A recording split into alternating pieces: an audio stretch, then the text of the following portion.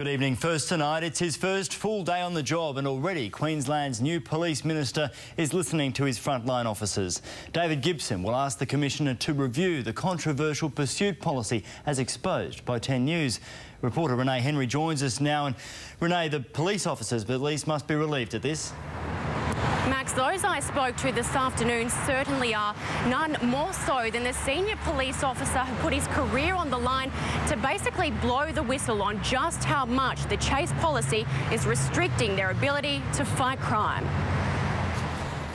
A former Army officer, Gympie MP of 6 years, and now Queensland's police minister, and wasting no time.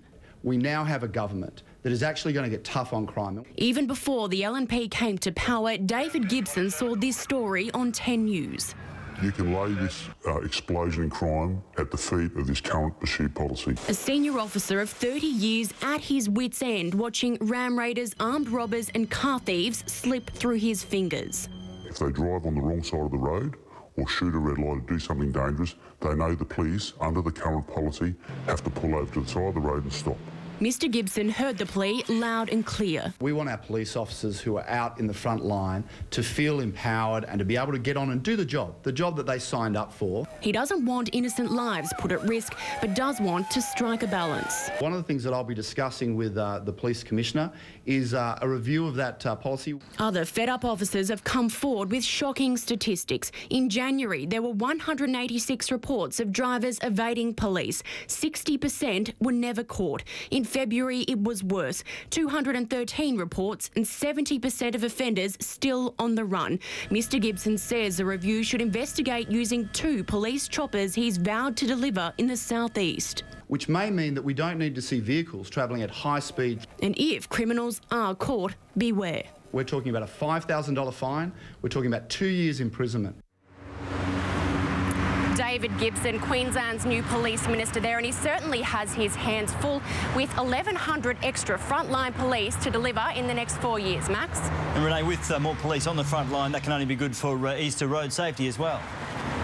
That's right, Max. And the new minister lent his voice to the official launch today, of course, pleading with drivers to take it easy on the roads over Easter. So much to learn, so little time for the state's new police minister.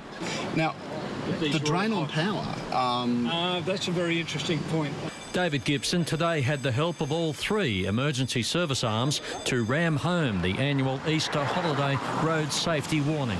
People will be spending time with family and with their friends, and it's not a time to have the loss of life.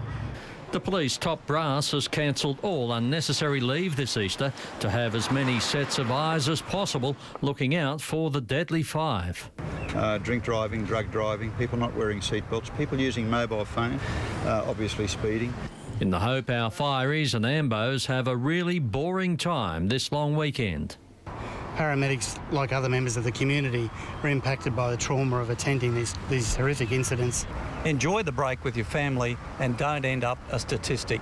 6 people died on Queensland's roads last Easter break. This year the target number is 0, but that's unlikely because of reckless drivers. We actually don't want to book anyone. Minister Gibson says double demerit points used in other states aren't on the Queensland agenda yet. However, steeper fines are, but he couldn't say when. Tim Collins, 10 News. And it's not just on the roads. Police will be out in force on Queensland's waterways.